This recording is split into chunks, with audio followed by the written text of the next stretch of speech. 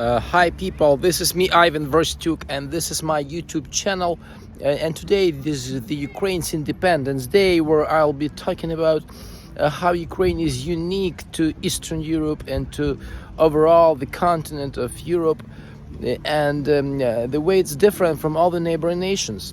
Let me start with this: how Ukraine is different from Russia.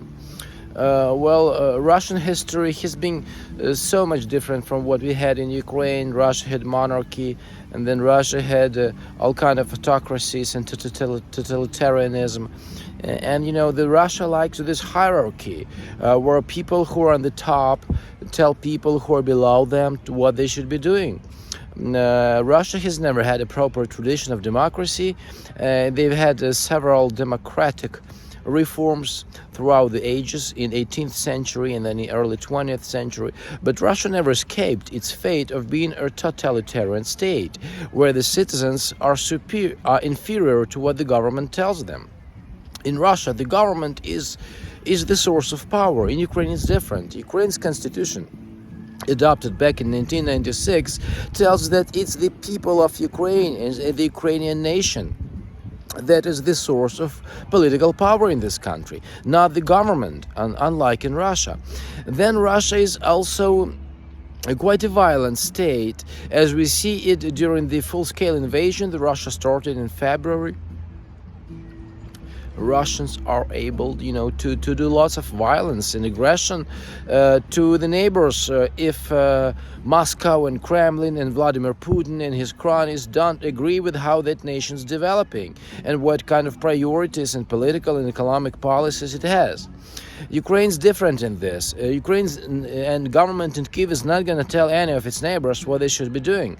We do believe here in Ukraine that all the European nations are have their own right to choose their future and to do whatever they want to do with their political development and economic development and trade and investment and all kind of commercial ventures.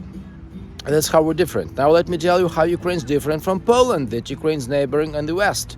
Poland, is a country and society with a deep Catholic tradition, where the Polish Catholic Church serves these liturgies, where priests and bishops look out of worldly. Ukraine's different. It's a rather Orthodox country with a little bit of Eastern Catholicism, and here, Ukrainian priests, they try to be as close to their flock as possible, and priests and bishops try not to look differently from what just regular people look. And then take the economy. The Polish economy is so much about self-employment and being, an entrepreneur on the business scene, where you just need a bank and a mobile phone to be successful. In Ukraine, again, it's different. Here, Ukrainians are used to having these full-time jobs at big production assets and big production facilities with production lines, and to produce something, the hardware.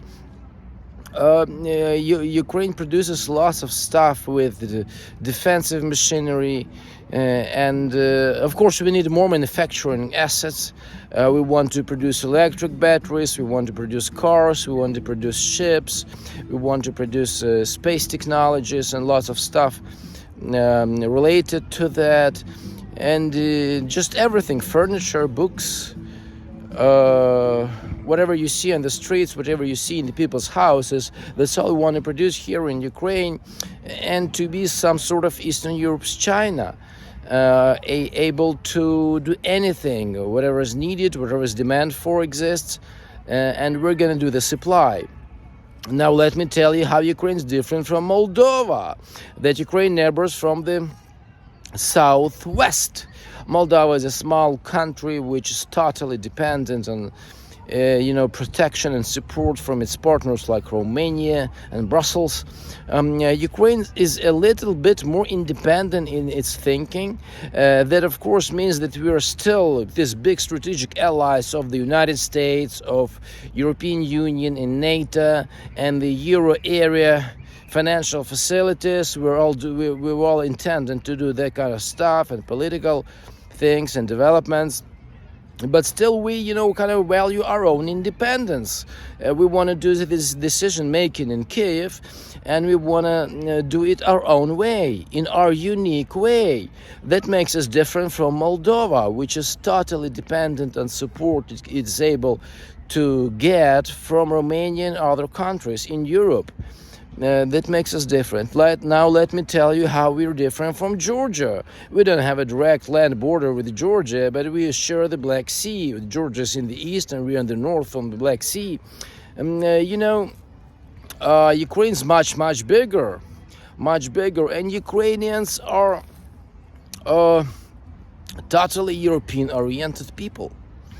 While Georgians, they are valuing their unique ethnic culture as something that allows them to differ from all the other European nations.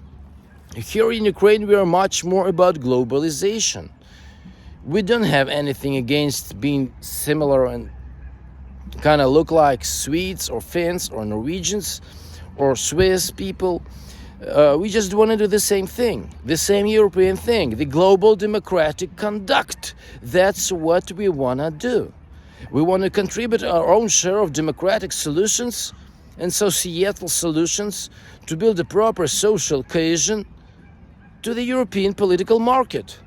That's what we want to do. We want to produce a big infrastructure of personal chances and personal opportunities for all people that want to succeed. We are not happy with, wild capitalism where only 5% of the population are able to be successful. We want all the people to be successful. We want the economy that works for all, and we want democracy and electoral process and political institutions that do work for all of us here in Europe.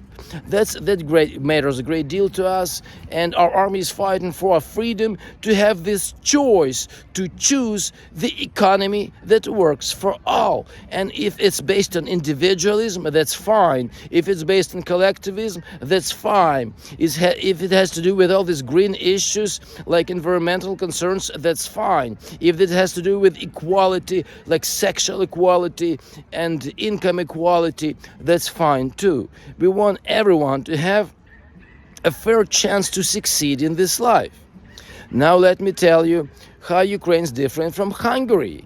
Hungary joined the European Union in 2004 and, kind of was an example for us here in Ukraine, where when we were visiting Hungary, and I visited Hungary too, you were jealous, felt jealous. Hungary has the same people as we do in Ukraine, but they still have much better comfort of life, a quality of life and standards of living. They have these cheap, affordable mortgages and good economy that employs thousands, millions of people who can make their living, will just work in 8 hours a day, not 15 hours a day like we used to do in Ukraine.